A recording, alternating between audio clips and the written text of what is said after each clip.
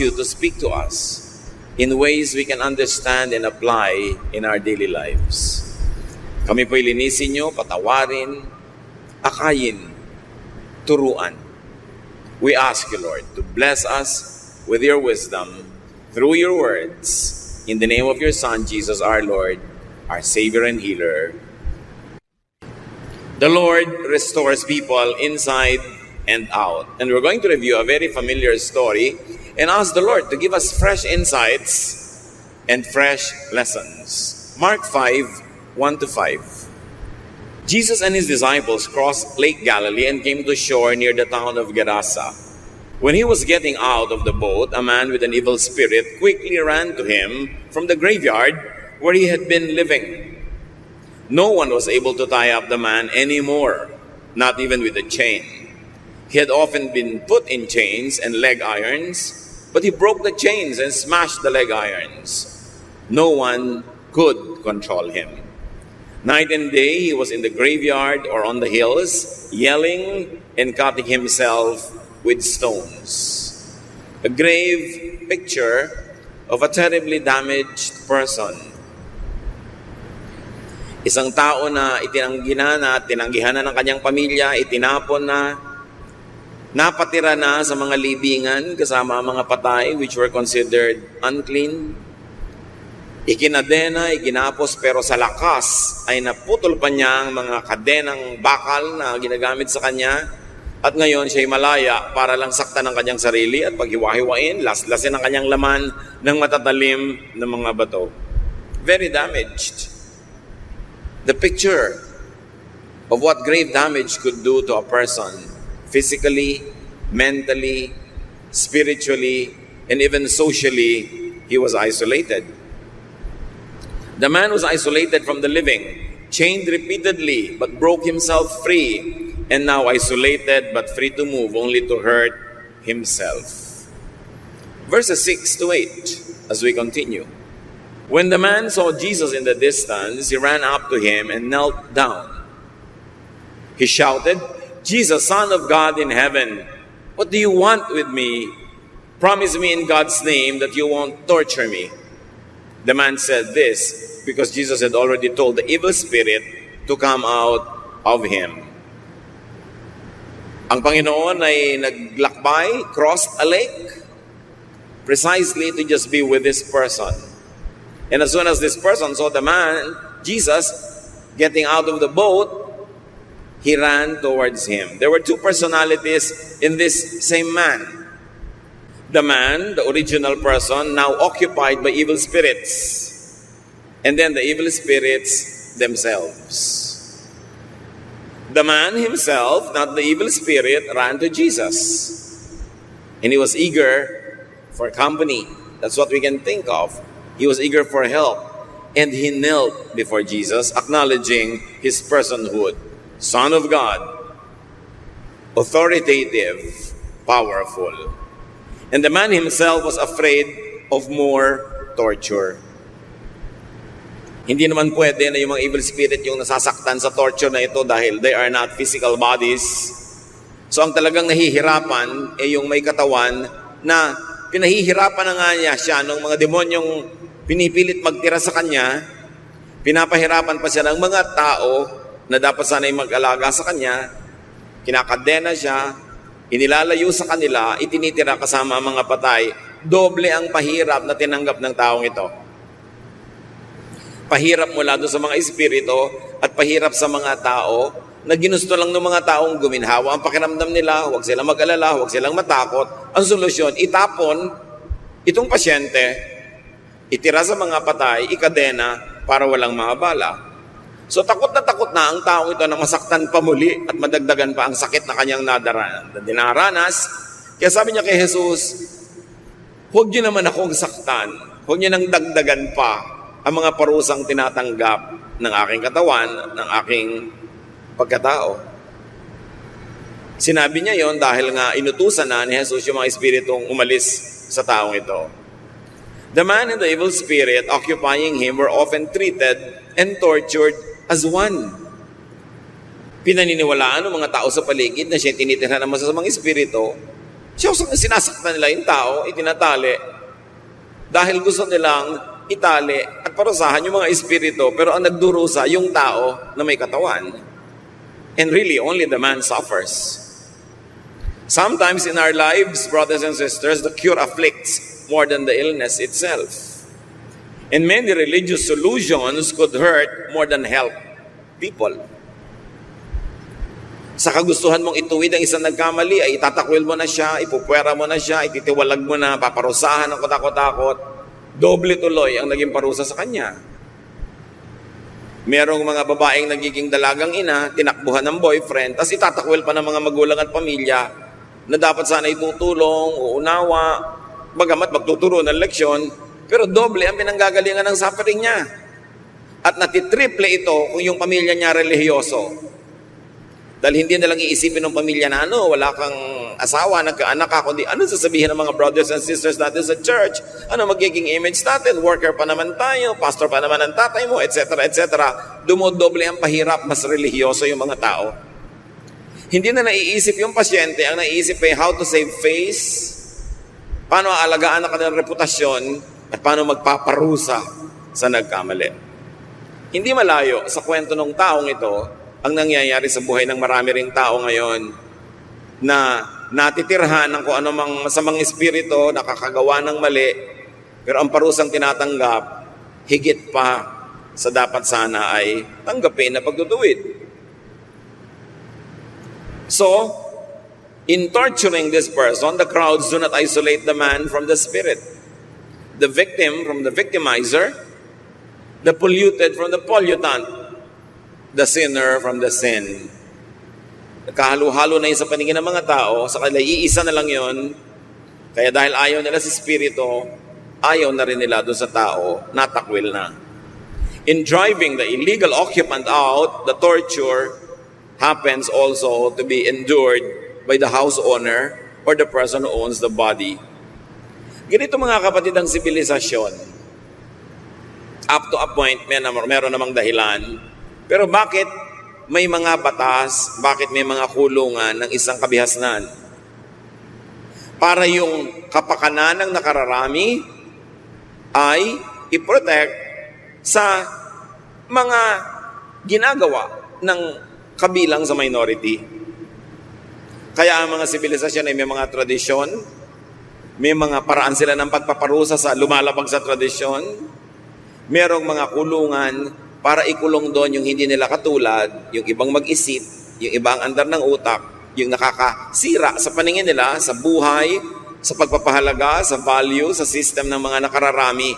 Dapat yun alisin sa kalagitnaan ng marami, ihiwalay, ikulong. Ganun ang ginagawa. Kaya yung mga meketong nung araw, itinatapon sa mga leprosarium, sa mga lepers colonies. Bahala na sila sa buhay nila dyan na malungkot, mapahiwalay sa pamilya, pero dapat yung nakararami ma-protect. Ganon din ang mga tradisyon. Iba ka mag-isip iba ang pamamaraan mo sa buhay, iba ang sistema mo, kakaiba ang iyong pagkatao, ihihiwalay ka namin, baka kasi ayaw ka namin tingnan, nandidiri kami, na-offend kami, nalalagay kami sa panganib, ang solusyon, ikukulong ka na lang namin para tahimik kami. It's really the oppression of the majority against the minority. Very interesting of all, nang dumating ang Panginoong Jesus, ang sobra niyang binigyan ng pansin at ministry, yung mga minority. Yung mga itinatapon ng tradisyon, itinatakwil, hindi tinatanggap sa templo, hindi pinapayagang mag-worship, yung ayaw makasalamuha ng mga religyoso, yung mga nilalait, iyon ang nakasalamuha at pinuntahan ng Panginoon. That's why He was called a friend of sinners and tax collectors. At eto, napatunayan na naman natin, ang pinuntahan na naman ng Panginoon, hindi yung nakararami doon sa kabayanan, kundi itong nag-iisang nakabukod na nakatira sa mga libingan, considered unclean, wala nang nagmamalasakit pa kahit sariling pamilya, dahil nakakadiring tingnan, nakakatakot kasama, itapon na lang. Yun ang solusyon. Itong mga taong to ang pinupuntahan ng Panginoon. Because the wonderful love of God is very, very specially caring and kind to the underdog, to those that fall in the cracks, to the minorities whose lives are trivialized, minimized, and even demonized by the majority because they are not comfortable with what the minorities think of, with what they do, and what they want. The solution, ikadena, itapon among the dead. Jesus' love crosses the lake for just one person that society had actually discarded. At kung tayo, o mga mahal natin sa buhay mga kapatid, ang nakakaranas na tayo nire-reject ng mga tao, nadudumihan sa atin, nandidiri, nai-insecure, nawiwirdan, natatakot, na abnormalan, Jesus knows and Jesus cares for these people. And Jesus crosses not only a lake, but crosses the sky. He crosses the gulf, the difference, the gap between heaven and earth to care for people like this one. At sabi nga ng tao sa kanya, huwag niyo naman po akong saktan. Sobra na nga ako nasaktan eh. Mark 5:9-10, Jesus asked, "What is your name?" The man answered, "My name is Lots," or other versions say Legion, "because I have lots of evil spirits." Then he begged Jesus not to send them away. This time, ang kausap naman ng Panginoon, hindi na yung taong may katawan, kundi yung mga espiritong nakatira doon sa tao. Anong pangalan mo? Sabi, Sandamakmak po ang pangalan ko, kasi sandamakmak kami ang mga espiritong nakatira dito sa taong ito. And please lang, kung papaalisin nyo kami, payagan nyo kaming lumipat doon sa maraming sangdamakmak na baboy na yon na nanginginain sa kabilang bakuran. 11-13, over on the hillside, a large herd of pigs was feeding. So the evil spirits begged Jesus, "Send us into those pigs. Let us go into them." Jesus then let them go, and they went out of the man and into the pigs. The whole herd of about 2,000 pigs rushed down the steep bank into the lake and drowned. This is another story, at we will resist the temptation to discuss about this detail so we can focus on the restoration work of Jesus. But needless to say, mula dun sa mga piling ng mga patay, ng mga bangkay na pinagtapunan dito sa lalaki, lilipat naman ng mga espiritu sa mga baboy na para rin sa mga Hudyo ay marurumi at hindi dapat makasalamuha. 14-15, the men taking care of the pigs ran to the town and the farms to spread the news. Dahil nabaliw yung mga baboy, inalihan ng mga espiritu, hindi nila nakaya, nagkagulo sila, nagkandahulog sila doon sa mga bangin into the lake at nagkalunuran. So syempre, mga nag-aalaga, responsible, natakot, takbuhan sila sa mga may-ari, isinumbong nila ang naganap. Then the people came out to see what had happened. When they came to Jesus, they saw the man who had once been full of demons. He was sitting there with his clothes on and in his right mind, and they were terrified. Sumugod ang buong barangay dito sa Libis, dito sa mga alagaan ng hayop, doon sa mga likod, sa mga bukid, dahil nga sa balita. At nakita nila yung taong pinagkakatakutan nila, yung pag sa dilim ng gabi ay nadidinig nilang tumatangis, sumisigaw, ni walang lumalapit at dumadaan doon dahil natatakot sila, nalalagot nito ang kanyang mga kadena, at nakakatakot at nakakadiri siguro ang itsura niya dahil laslas ang kanyang laman, dahil sinusugatan niya ang kanyang sarili. Marumi siya, nung itsura niya, nung amoy niya, at nung makita nila yung tao, aba, payapa, nakaupo. Alam niyo ba na yung maupo mahirap gawin sa isang taong balisa? Sa isang taong hindi mapakali dahil may problema, may nararamdaman, pero nakataupo, ibig sabihin, payapa, tahimik, at may damit na. Ibig sabihin, hubot-hubad pa siya bago siya pinagaling ni Jesus. Natakot yung mga tao. Mga tao talaga baligtad. Ngayon kung kailan naman na-restore na itong isang ito, saka pa sila natakot.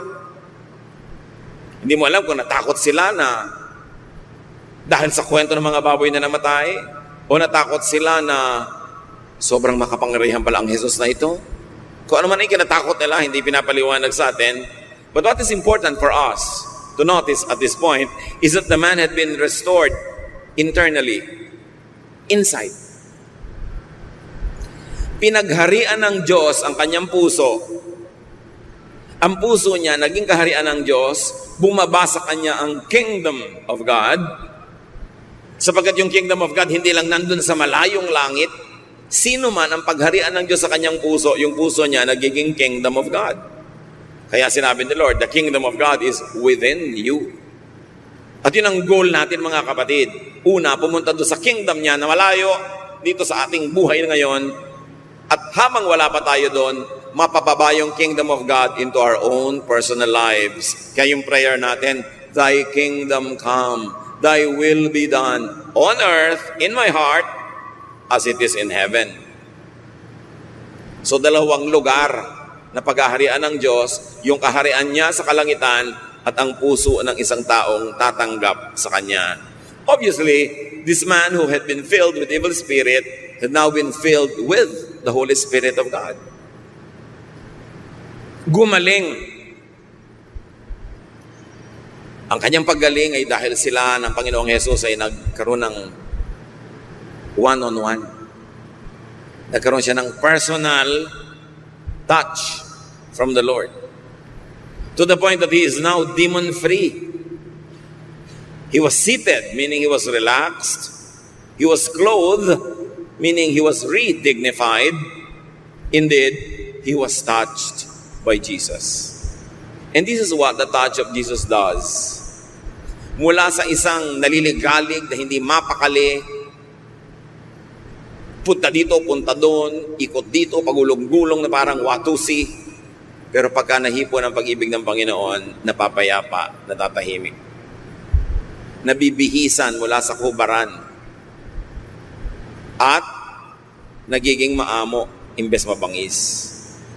Dahil kay Jesus, hindi na siya nawawala sa sarili.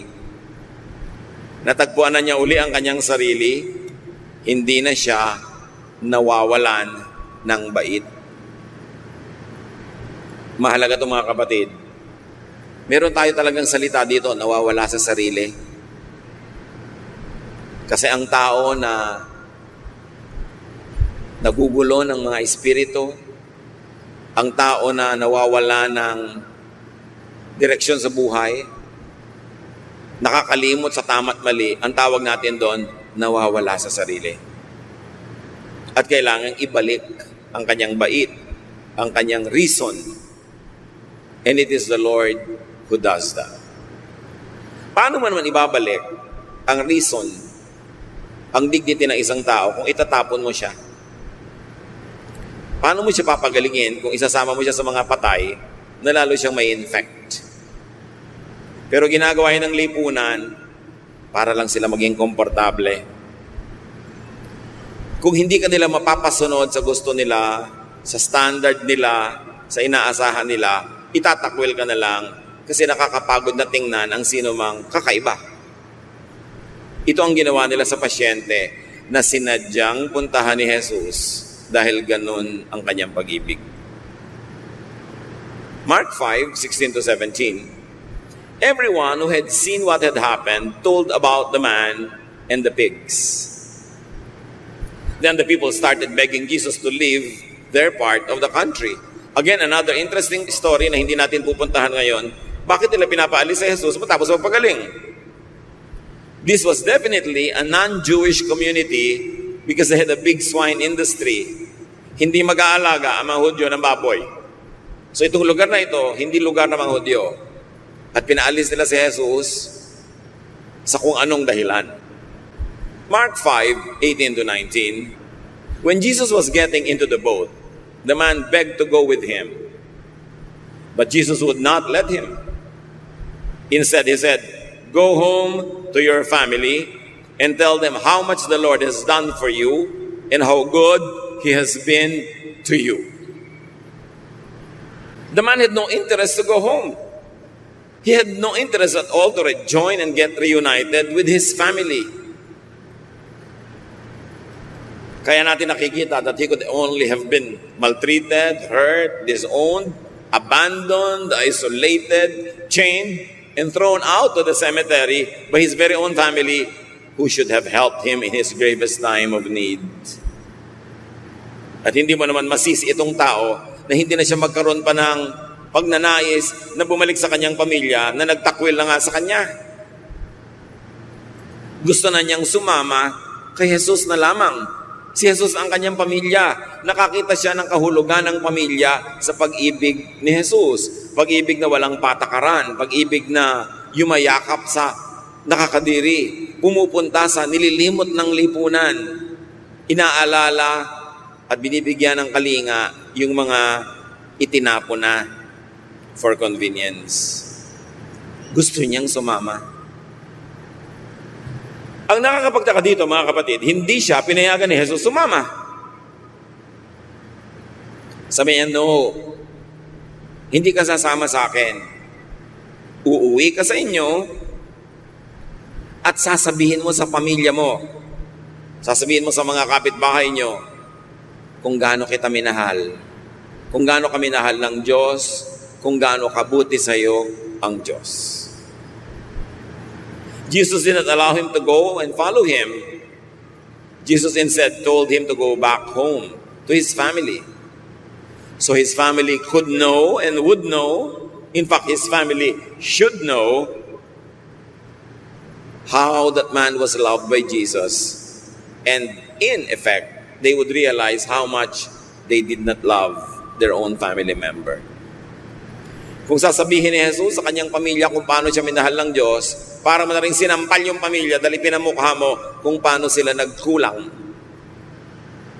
Kung paano sila dapat ay nagmahal pero hindi nila ginawa, pinili nila yung madali.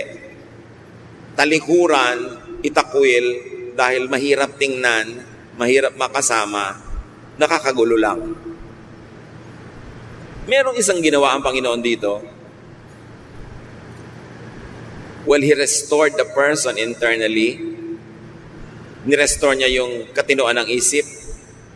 Nirestore niya yung kapayapaan ng loob. Nirestore niya yung self-respect.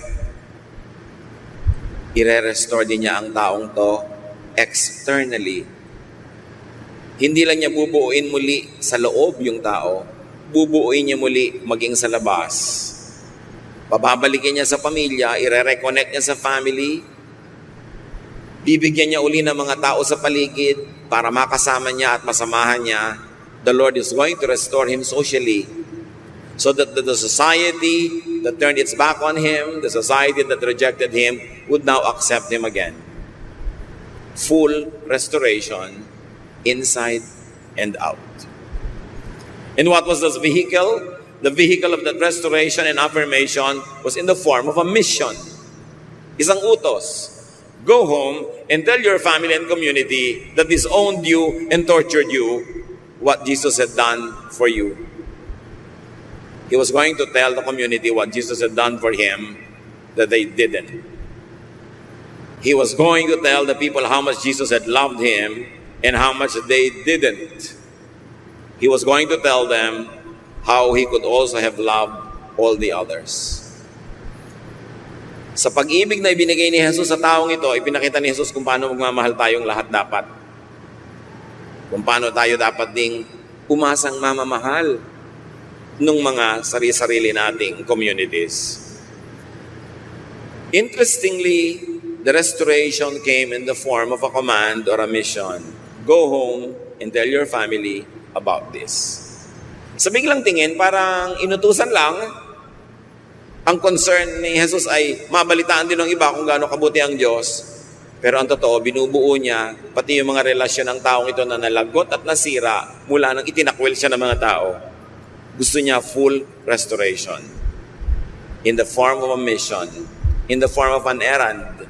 Mga kapatid, may mga ipinapagawa sa atin ng Diyos. May mga ministry ipinapagawa sa atin na ang totoong beneficiary, tayo rin. Na pag ginagawa natin yon, hindi natin alam na bubuong muli o kaya nasisimulan na magkaroon tayo ng magandang pakikipagmabutihan sa ating kapwa-tao, nabibigyan ulit tayo ng halaga. Kung wala kang kahalahalaga, biglang nagkakaroon ka ng ministry, pinapahalagahan ka ng Diyos. Hindi ka lang para utusan o gamitin.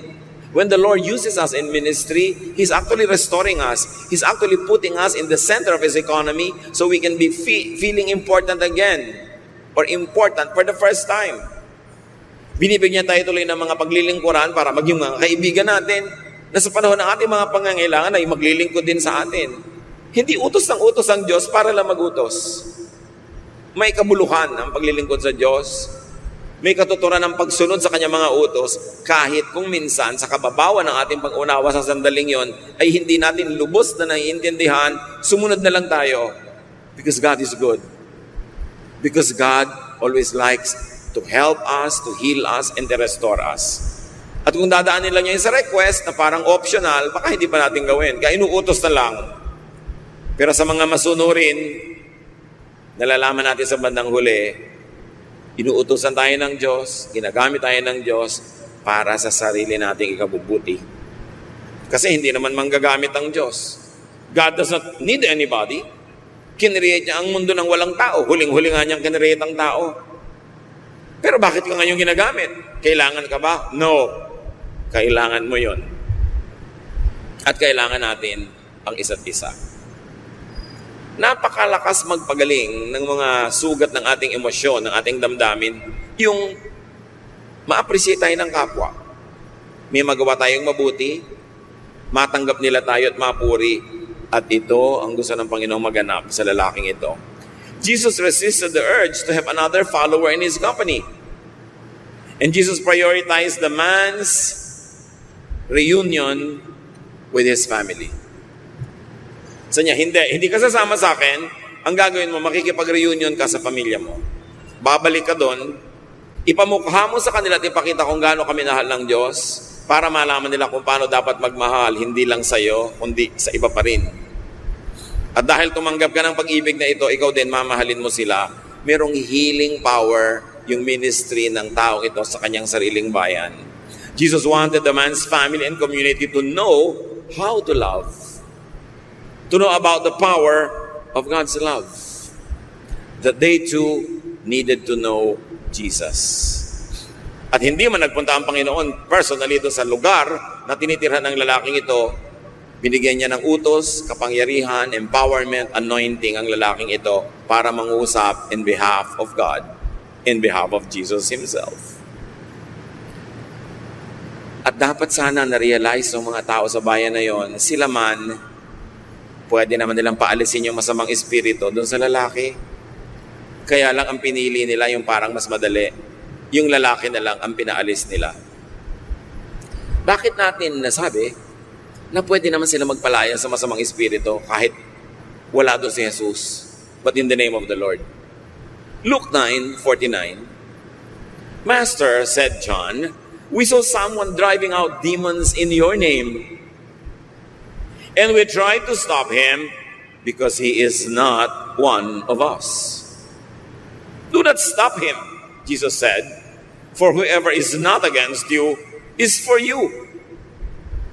So merong mga hindi nila kasapi, hindi kasama sa kanilang circle, nakita nila John at iba pa mga apostles, nagpapalaya sa masamang espiritu sa pangalan ni Jesus. Pinigil nila yung tao.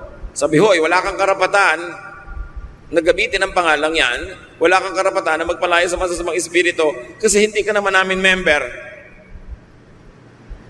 At dali-dali sila nagpunta kay Jesus.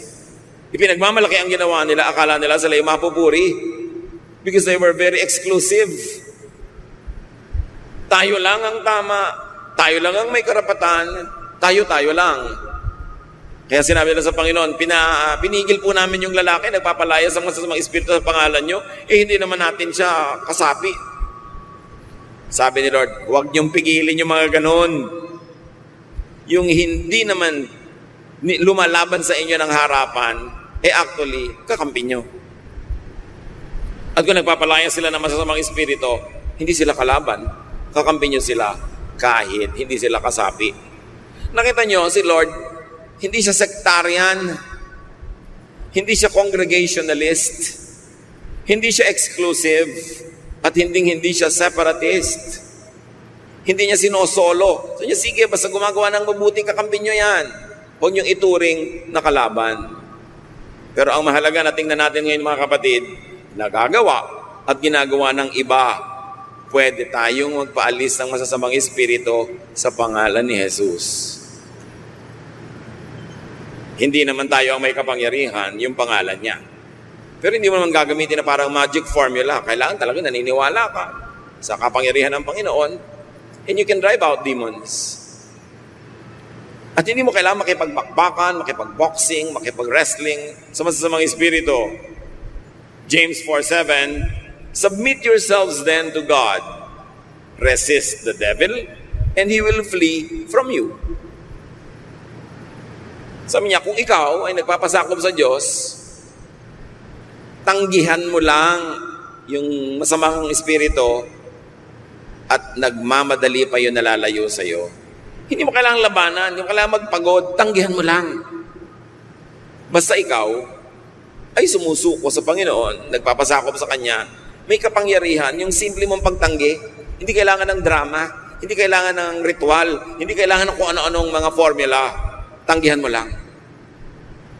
At ito ay isang kapangyarihan ng mga anak ng Diyos na bihira nating nagagamit mga kapatid. The power to just resist. Because God is not going to give you a temptation that is beyond your power. God yung ating creator, manufacturer, alam niya ang ating limit. Hindi niya tayo bibigyan ng tukso, ng pahirap, ng pagsubok, na hindi natin kaya. So pag hindi natin kinaya, pag bumigay tayo, ibig sabihin, choice mo lang yun. Pero pwede ka mag-resist. You don't even need to fight the devil. Ang lakas ng devil, lalabanan mo. No. Mas malakas si Lord. Greater is He that is in you than he that is in the world. So in the name of the one who is in you, just resist. Say no. And the devil will flee. So pwede tayo magpaalis. Anong ending ng kwento? Mark 5:20. The man went away into the region near the 10 cities known as Decapolis and began telling everyone how much Jesus had done for him. Everyone who heard what had happened was amazed. Sinunod niya ang Panginoon, umuwi siya sa kanyang bayan at nagmisyon, ipinamalita kung gaano kabuti si Jesus. Yun lang naman talaga ang ibig sabihin ng testimony, mga kapatid. Yun naman talagang ibig sabihin ng mission to win souls. Just tell of the wonders of God. Just tell how much love from God you have received and enjoyed. Just tell about how much restoration God has done to you and for you. Hindi mo kailangang mangdebate. Hindi mo kailangang pintasan ang mga ibang relihiyon. Hindi mo kailangang mamintas ng sino man. Ang gawin mo lang, ipamalita mo kung gaano kabuti ang Diyos sa iyo. Yun lang naman ang inuutos. Dinagdagan na ng mga tao over time na iba na tuloy yung mission. Just tell people how good God is and bring them to the feet of the Lord. We should all go back to old-fashioned soul winning. Huwag natin gawin yung church sa parang exclusive club na nadiskubre mo na, ikaw na lang ikaw pupunta para makinabang doon. Dapat lagi tayong may dalang mga kaibigan, mga kamag-anak, because we should tell them about how good the Lord is. We tell them personally, and because we cannot tell the whole story, we bring them to church so that the singers, the ministers, the teachers, the preachers can help you tell that story, and the person will benefit to the max. The person will have the full benefit. Mga kapatid, ibalik natin ang pag-ibig sa mga lost souls. Ibalik natin yung init na unang pagmamahal natin sa Diyos, na we're so in love with God that we cannot help but bring other people to Him. Na hindi natin siya sinosolo lang, ikaw lang mag-isang pupunta, at uuwi ka mag-isa, ikaw na lang na-bless. At kung tayo nag-church, siguro dahil nabe-bless tayo, at kung nabe-bless tayo, ba't naman natin sosolohin? Bring people to the Lord. Kaya lang naman kuminsan ayaw sumama dahil dinedebate, pinipilit i-convert, pinipilit na baguhin agad bigla-bigla. Just let people hear of the goodness of God. And I tell you, no matter how gifted you are, you can never tell the complete story. You need many other helpers to tell that story. Bring people to church. Ibalik natin yung habit na yon. Don't appear before the Lord empty-handed at hindi lang ang laman ng ating kamay ay offering. Meron din tayong hawak at akay-akay na mga mahal natin sa buhay na gusto nating makarinig din ng mga nakakapagpagaling na mga salita ng Diyos. So yun ang ginawa ng tao. What are some more lessons from Jesus in dealing with victims of evil spirits or victims of the sinful nature that had made that person susceptible to demonic oppression? Romans 7:15-25 give us a very important perspective. Paul speaks here. Sabi niya, I don't understand why I act the way I do. I don't do what I know is right.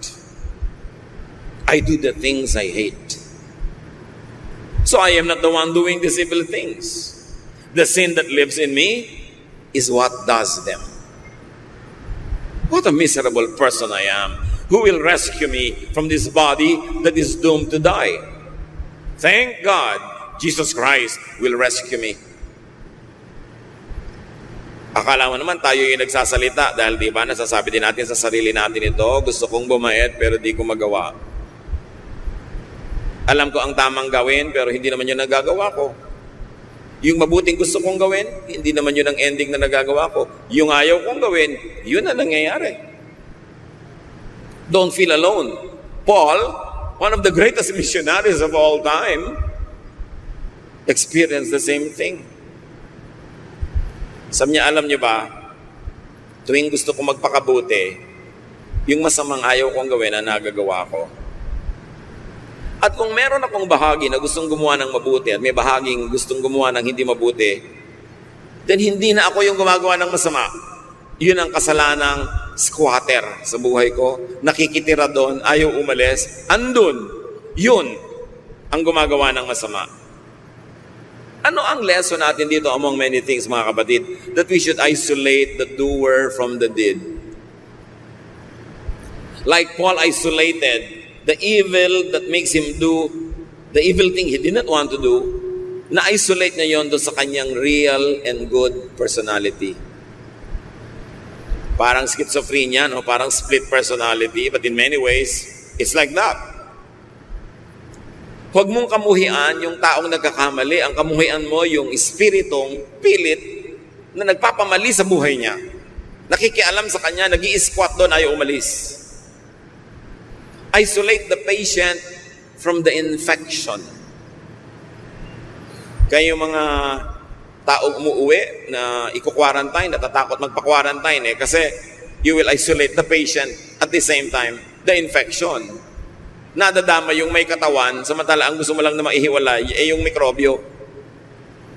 And in religious dealings, many times that happens. Yung mga righteous people, religious people, conservative people, in their effort and attempts at correcting a spiritual error, they punish even the person. Hindi nila na-isolate yung sin from the sinner, the deed from the doer. Kay Jesus, malinaw yun. Malinaw kay Jesus kung ang kausap niya, yung espiritong nakikitira doon sa tao, at kung ang kausap niya, yung tao mismo.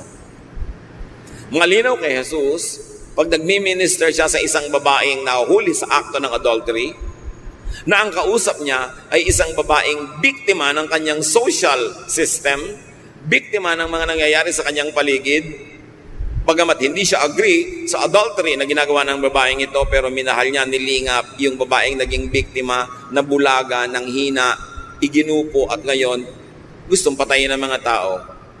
Ang dapat nilang patayin is the spirit of adultery, pero ang papatayin nila ay yung babae who herself was a victim.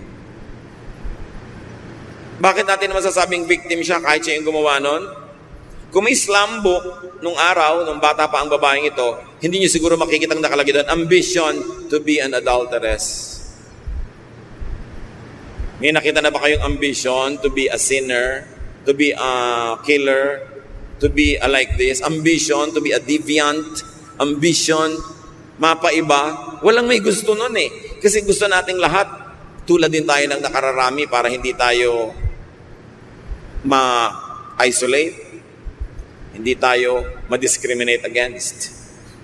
Pero ang nangyayari, ang buhay ay gumagalaw, may nakakasakit, may nasasaktan, may nabibiktima tayo, may nambibiktima sa atin. To the point na pag tinignan mo ang lahat ng tao, tulad din ng lalaking possessed na yon, sugat-sugat, peklat-peklat, ang dumi-dumi, ang baho-baho. Ang solusyon na lang nung iba para madali, itapon na lang. Pero hindi yun ang solusyon ni Jesus. Lesson in dealing with the damage and the fallen, learn from Jesus. Go to and connect with them. Hindi madaling gawin. Mas madaling magmalinis at lumayo. Mas madaling ilayo ang sarili natin mula doon sa marumi, nagkasala, para hindi tayo madamay sa judgment ng iba, para hindi tayo makaladkad sa mga paghihirap at parusang ibibigay sa kanya ng lipunan. Pero hindi ganun ang style ni Jesus eh. He crossed the lake to be with this outcast. He allowed the bleeding woman to touch him. He touched the dead man who was going to be buried in Nain. He touched a leper. He dined and socialized with tax collectors and sinners. Kung may mga taong pupuntahan si Jesus ngayon, halimbawa dumating siya, gusto niya maghapunan, mananghalian, pupunta siya, sasama siya doon sa ganito mga tipo ng tao. Yung mga pinandidirihan, nililibak, itinatakwil, itinatapon kasi kakaiba, kasi nakakatakot, nakakaskandalize. Pero si Jesus, yung mga taong yon ang niyayakap, minamahal. Sabi niya sa Luke 19:10, the Son of Man came to look for and save people who are lost.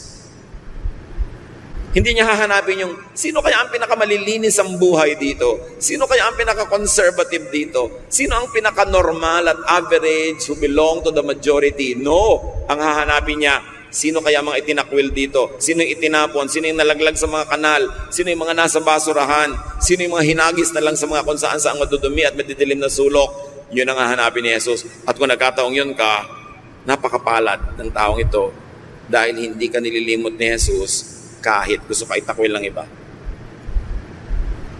Jesus came to seek and to save that which was lost. That's a great lesson. Another lesson from the Lord is do not cast them out. Do not drive them away. Do not consign them in cemeteries. Do not consign them among the dead. Pagka merong nag-aagaw buhay, huwag mong padaliin, itulak mo na lang para malibing na. No, hilahin mo pataas para mabuhay muli.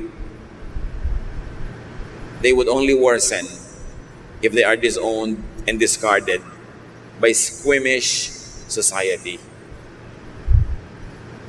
And then isolate the illegal occupant from the homeowner, the evil spirit from the person, isolate the pollutant from the polluted. Paghiwalayin, tulad ng ginawa ni Paul. Sabi niya, meron akong totoong pagkataong mabuti, pero may nakikialam dito, may nag-i-squat. Paghiwalayin mo yun. Kaya hindi mo sasabihin sa taong, I hate you. Sasabihin mo lang, I hate what you did. Hindi mo sasabihin, you are a sinner. You will say, what you did yesterday was sinful. You don't say, you are crazy. But you can say, what you did was crazy. But there are many other things you do that are not crazy. You isolate the mistake from the mistaken so that may matitira para mo mahalin, para mo iligtas, para mo i-restore. Do not punish the victim with the victimizer. Hate the sin, yung proverbial, love the sinner. Another lesson is to drive out demons in people's lives and get them seated in peace from running around in torment. Get them personally restored from destruction, from others and themselves. Get them dressed from their nakedness. Get them calmed from their agitation and vexation. Get them back in their right minds. Let's go close to home, mga kapatid. Sino sa inyong pamilya, sino sa inyong social circle, ang gusto niyo nang itapon, gusto niyo nang itakwil, mas madaling kalimutan na lang, hayaan na lang siya magkagiba-giba hanggang mamatay na siya para dumali ang buhay natin? Meron ba tayong ganon? Do a Jesus. Go to the person. Yan yung uncomfortable truths eh. May member ba kayo ng family na kakaiba, hindi normal? Nakakahiya, ikinakahiya, itapon na lang. Jesus won't do that. Meron ba tayong mga member ng family natin na lagi na tayo nabibigo, hindi natin maipagmalaki? So, wag na lang. Learn from Jesus. Love people. Talaga ba na lahat na lang ng nagkakaganito ay demon-possessed? Or demons could be emotional and mental baggages?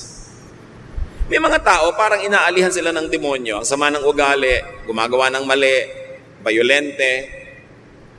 Pero marami sa kanilang mga kapatid, psychiatrists will tell us, kulang lang sa pansin. Yung mga tinatawag nating possessed, kuminsan meron lang silang paranoia, acute depression, schizophrenia, or split personality. Alam niyo mga tao may schizophrenia, kuminsan nagsasalita na iba boses. Akala mo may espiritu sa loob.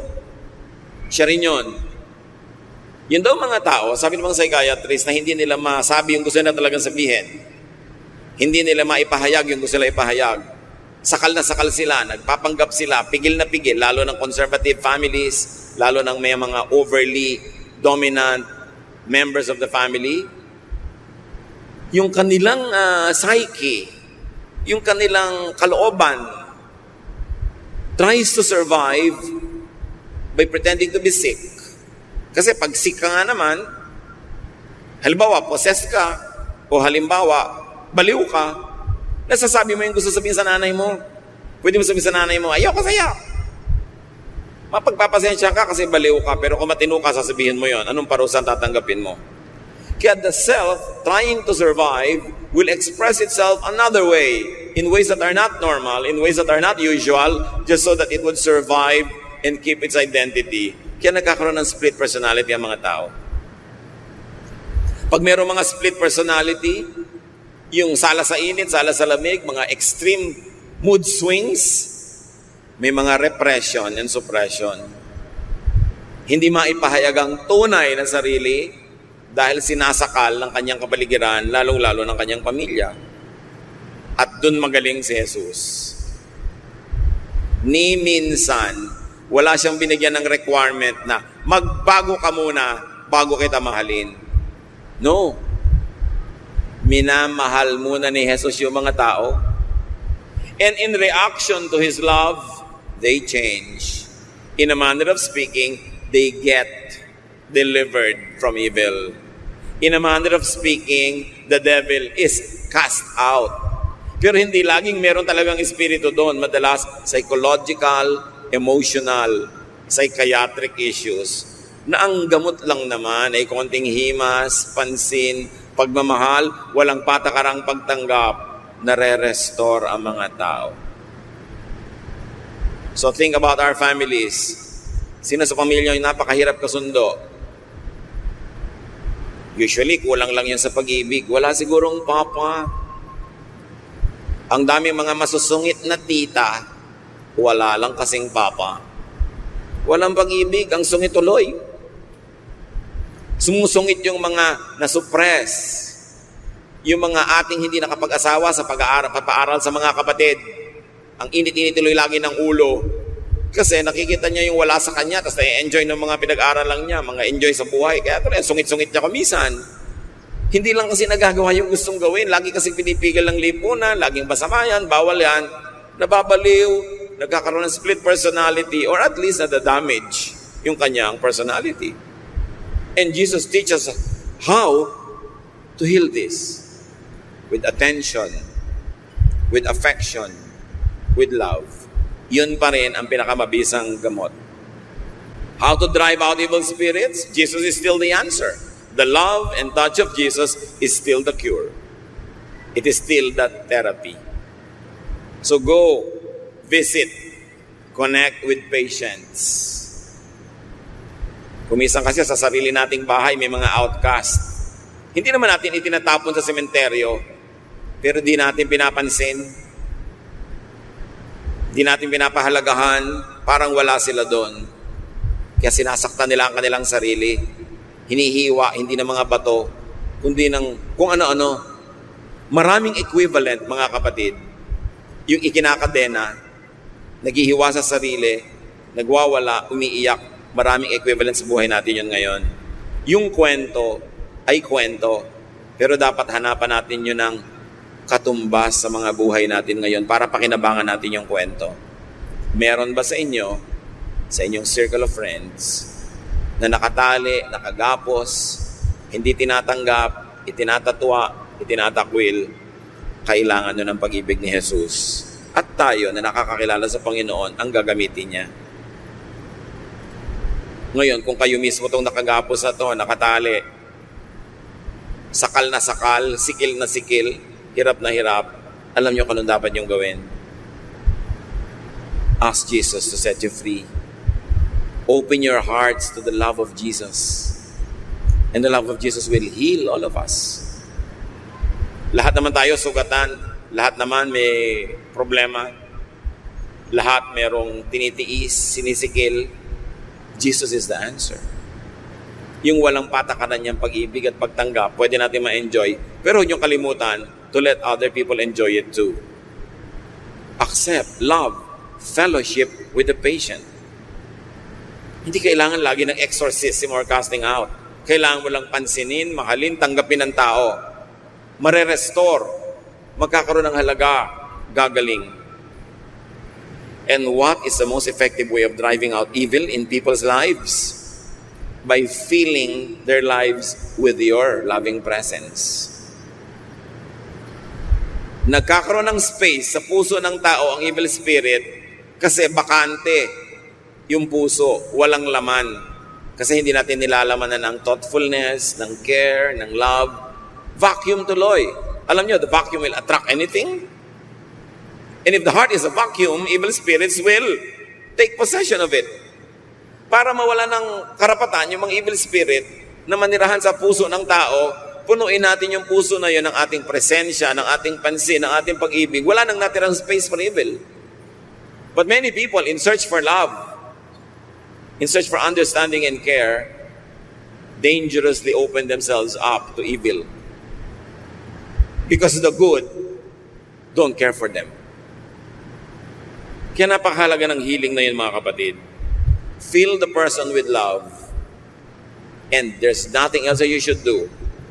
Because a person that is loved and cared for, hindi titira ng mga espiritu. Why? Because love is the opposite of evil. And when a person is loved enough, evil spirit won't be comfortable being in that person. They will go away and find somebody who is not loved. Somebody who is rejected, somebody who is judged, somebody who is isolated, yun ang madali nilang tirhan. Kaya nga itong taong to, sang damakmak na yung nakatira sa kanya. Baka may iba pang aplikante, pero naramdaman lang ng tao yung pag-ibig ni Jesus. Wala namang ginawa si Jesus na ritual. Of course, pina-alliance daw niya yung mga evil spirit, pero ang totoo nun, yung presensya niya, may sabihin man siya at wala, lalayas na yung spirit. Nung minahal niya at pinahalagahan yung tao, tumalsik na yung mga spirit na wala na sila ng space. You know why some people around you are very difficult? Because they are not loved enough. And God can use you to love them, to drive away evil spirit. And you know why many of us are also difficult? Because we are not loved enough. So open yourself to love. Huwag kang masyadong mapili kung sino magmamahal sa iyo. Pag minamahal ka, tanggapin mo, makipagmahalan ka, bilang kamag-anak, kaibigan. Hindi naman lahat romantic love. Kulang kayo sa romantic love, lagi kayo naghahanap dyan sa mga breakwater ng romantic love. Habang wala, mag-enjoy muna kayo ng family love, friendly love. At kung pagbibigyan kayo magkaroon kayo romantic love, tsaka, hindi lang naman yun ang love sa mundo. Kung talagang walang-wala na magmahal sa inyo, get a pet. Aba, ang pag-ibig ng isang asong alaga mo ay napakaganda rin. You are welcome every time. Kahit sa may sakit, kahit sa matamalay, pagdating mo, welcome ka. Mabuti pa nga yun kaysa sa tao ka minsan, na meron pang, minsan nandun ka na, ayaw ka mapansinin. Ang daming pagmumula ng pag-ibig, if only you will open up yourself to love. But remember, you have so much love to give. Kung meron kayong member ng family na mahirap kasundo, malamang kulang lang yun sa himas, sa pag-ibig. Jesus has so much to teach us. Hindi lang mga matataas sa mga theology tungkol sa impyerno at langit, tungkol sa mga anghel at mga propeta, sa pang-araw-araw na buhay. Maging maibigin ka lang, ikaw ang greatest missionary. Hindi mo kailangan magsalita, magmahal ka lang, missionary ka. Because God is love. Dear Lord, we thank you for your love that is so wonderful. Made perfect and expressed in Jesus. Turuan niyo kami maging tulad ng iyong anak na si Jesus. Ang pinupuntahan, ang pinapansin, ang minamahal, ay yung itinatakwil ng lipunan. Yung itinatapon, yung hinuhusgahan. Teach us, O God. At kung meron man kayo mga anak dito na ngayon na kulang sa ganito, Panginoon, turuan mo kami magbukas ng puso sa maraming pwede pagmula ng pag-ibig, lalong-lalo yung pag-ibig na mula sa inyo. Nang mapuno kami at mawalan ng lugar para sa mga ganitong spirits. Kung ano-anong complexes, kung ano-anong mga emotional illnesses.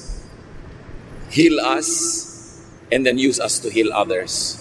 Tulad nung taong dating siya ang pasyente na tinuruan ni Jesus na siyang maging daan ng kagalingan ng iba. Turuan mo kaming matuto mula sa kwentong ito, pabalik-balik at paulit-ulit naming napag-uusap-usapan, but teach us to find new meanings and new power in the love of Jesus expressed in this story. Pagbulay-bulayan natin sa mandaling mga kapatid, pag-isipan paano i-apply sa mga buhay natin ang katotohanan ito para lahat tayo mapagaling at maging instrumento nandiyan sa pagpapagaling ng iba. Lord, as your people, spend some silence in your